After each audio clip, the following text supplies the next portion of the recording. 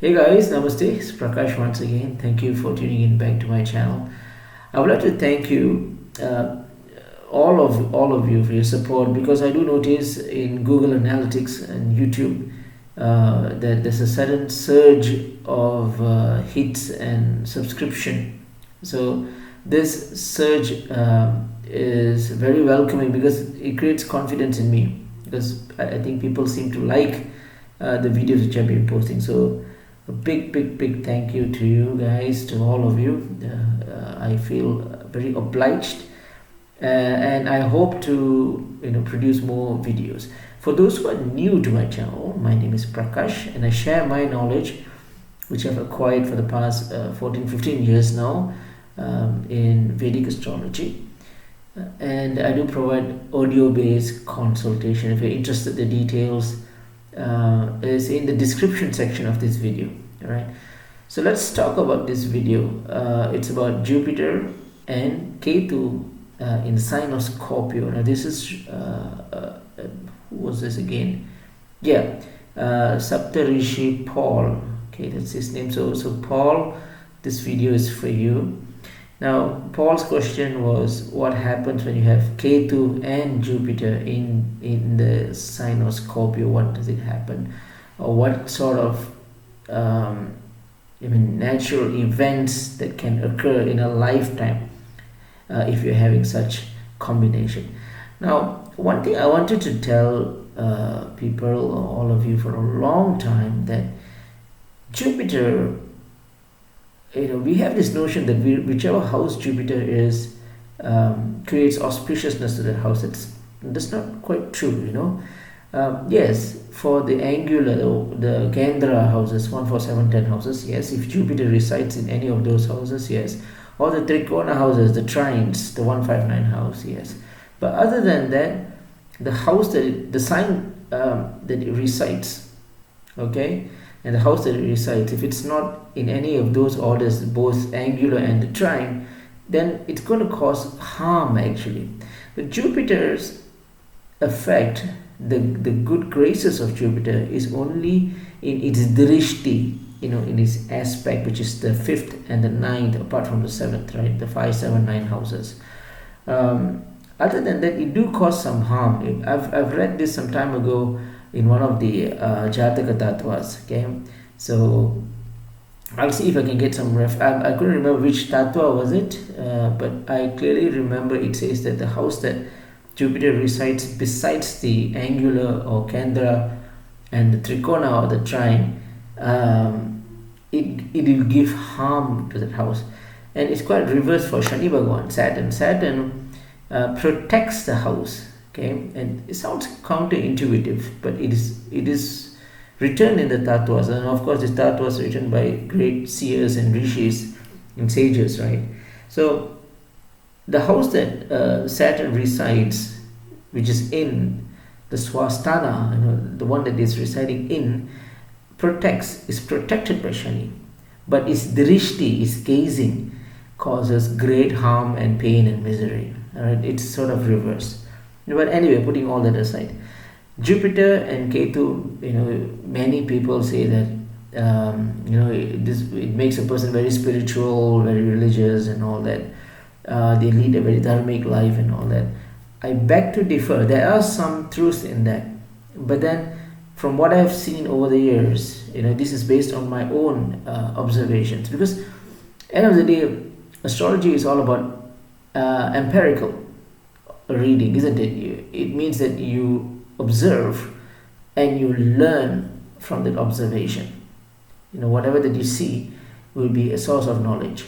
So through empirical and also patterns and statistics, I've noticed that having Ketu and Jupiter is a conflicting position. It's not really makes a person very virtuous or righteous and those sort of things.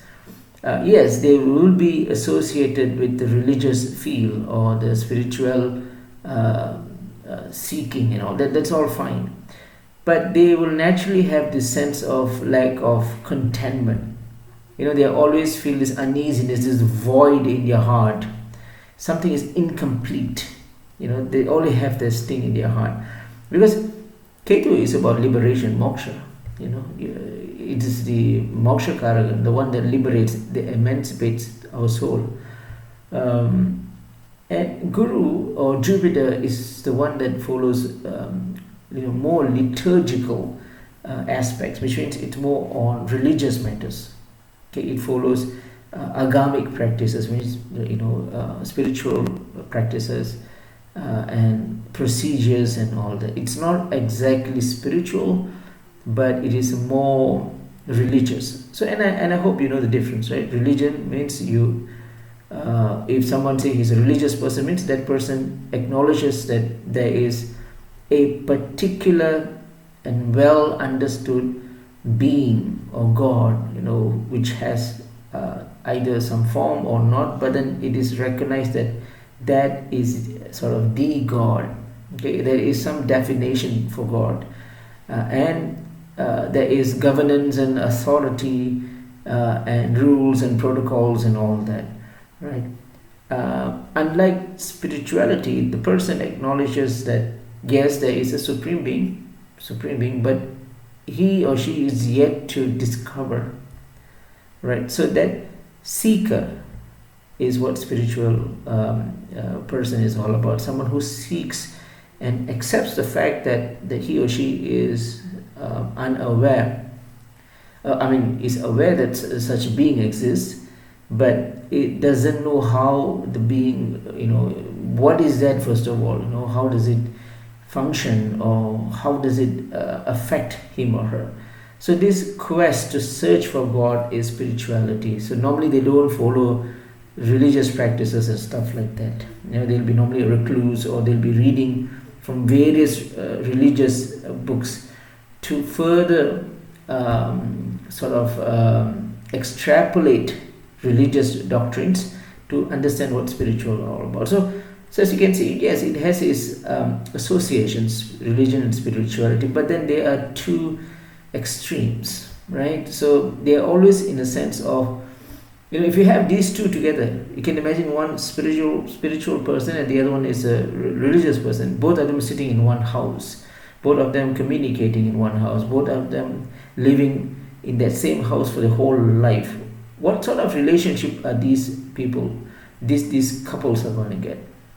It's a confusing state, isn't it? So just like that,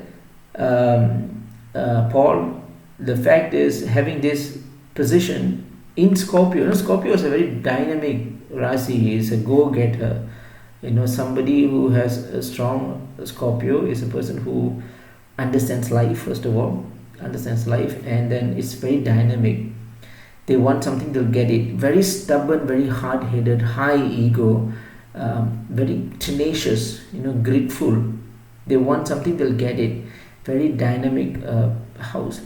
So having Jupiter and Ketu in such a house creates a sort of how can I say this? It's like the person will be in the religious line, okay? Because it is very strongly connected to religion and spirituality. So they will be in some kind of a, science or divinity and those sort of things. But then they may not reach enlightenment. They may not realize, or they may not achieve spiritual or religious success. Okay, they may preach, they may talk, they may give sermons even, but then inside them, they will not find contentment. They are always a lost soul, But for the people, for the masses, they think that this is a guru. This guy is a guru. He or she knows things about religion and spirituality. But if you ask that person, then you notice quickly that this person is not satisfied, is not contented with what the level that they have reached is not in accordance to what they really wanted to do. It's again very they're not satisfied about where they are, right? So this